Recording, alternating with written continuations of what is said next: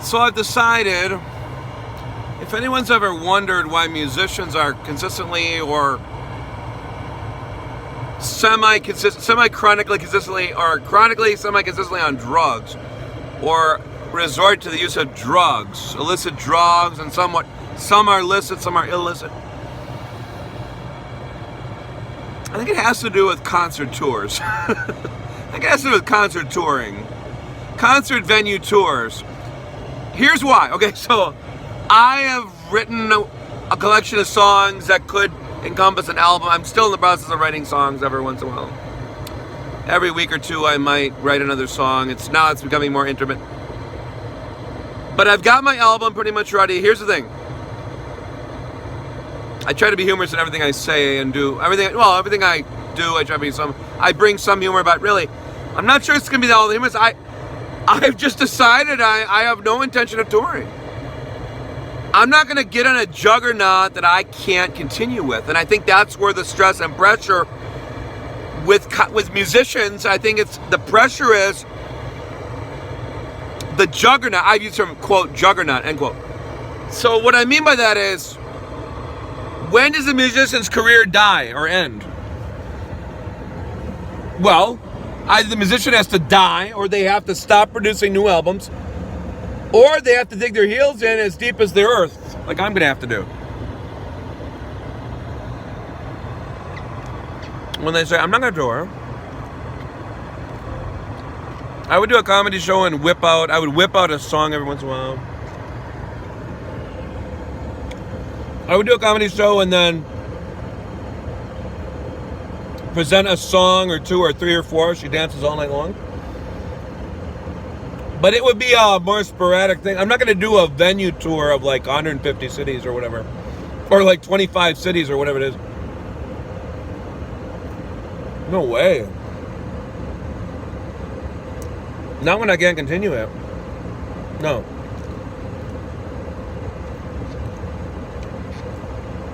I have so much respect, and not respect necessarily, respect maybe, but all I'm saying is kudos to those that do it, because they make a lot of people feel better about their music. But I am not going to be coming to a town or a city nearest you over here. I don't believe that a juggernaut like a touring of concert venues all across this country, this great country, and every other country, or many other countries. So some bands tour all over the world, right? Well, as much as I love to travel to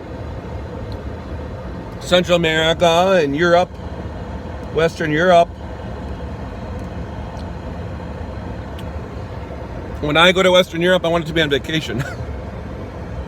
I want it to be because I'm touring there.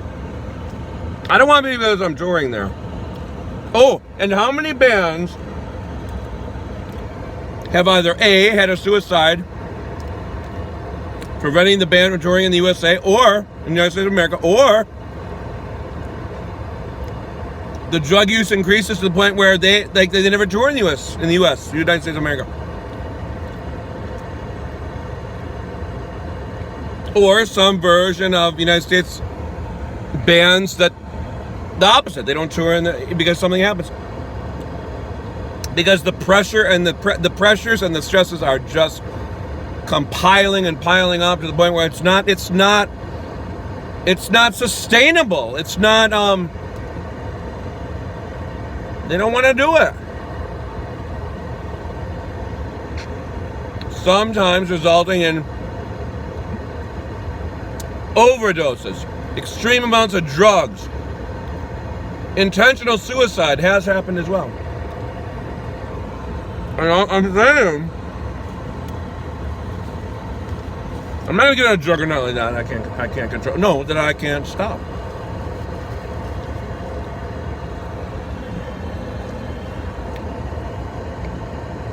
It's a juggernaut. Just because no one uses my precise exact language, because they're not precise exact me, doesn't mean they don't feel it. How many bands know their last tour will be when they finally stop producing albums, or somebody dies? Not to be morbid, but let's say band members start dying and they say, "Let's say we're done. We're done. We're not going to reformulate. We're going to be done."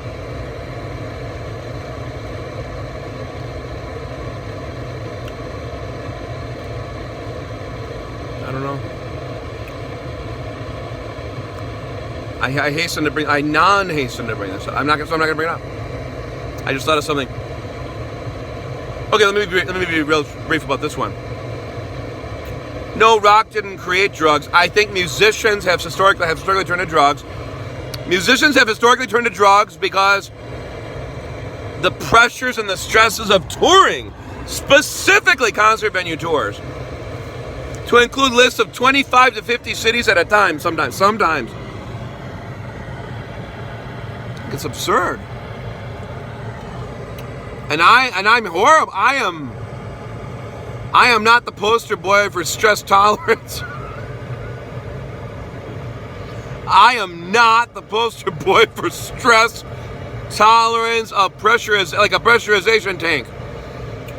Like a pressure cooker, I would explode. My head would explode if I tolerate the levels of stress that a lot of people can seem to tolerate with the appropriate amount of intense amounts of drugs. Heroin, amphetamines, acid trips. I don't know the vernacular. I don't know the terminology. I didn't study forensics. Forensic psychology. I didn't study chemical overdose compounds and what they study in forensic medicine. I didn't study that. Very few people study that who don't want to become forensic psychologists or autopsy doctors. Forensic medicine, autopsies. I didn't study. It turns out many people haven't. Many people have neglected to study forensic medicine.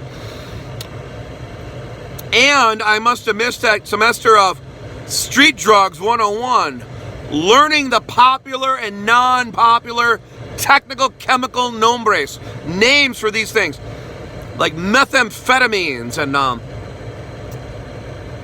other words that are even more difficult to pronounce quickly. Emphatically. No, enunciatedly, clearly. I'm not gonna. Let's go back. I'm not gonna tour. I'm gonna do concert tours. I am not going to do concert tours because it is a juggernaut like the Jabberwocky. No, it's a juggernaut. Was that a Lewis Carroll term? It's a juggernaut that I don't want to get started. I can't continue forever.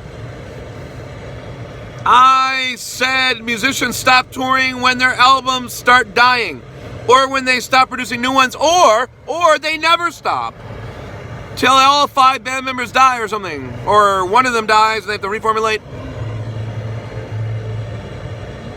No, of course a band would have to stop before all 5. Well, get new band members. I'm trying to be slightly humorous, but no, that's not humorous. That's not humorous.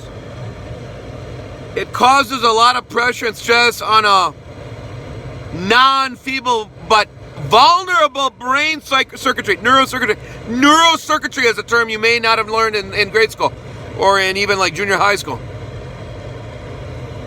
Interneural connective networks. Who knows what that means? Raise your hand. Like if I was in a class. Interneural connective networks get a little frazzled when you have intense amounts of stress and pressure that many musicians have somehow adapted to through the use of hashish, cocaine, and other drug products, heroin, other even more startling amounts of drug use can and should be considered a warning sign for the pressure levels of the musicianship of touring, specifically. Concert venue tours, diagonal touring, is, I think, at the concentric center of the problematic areas there. It's like a beam of radiotropic light non-light darkness that's stressing everyone out. Those that have managed to adapt to the stresses of touring, concerts, concert venue tours, I say kudos, and I say thank you, and thank you, and thank you, and I'm done. And I'm not gonna start. I'm not even gonna start to initiate. I'm not even gonna begin to initiate a carrera de música. I said I'll whip out a song or two or three or four she dance all along at a comedy show where most of what I do is just observational musings and humor, because the farther away from concert venue tours I can allow myself to imaginally imagine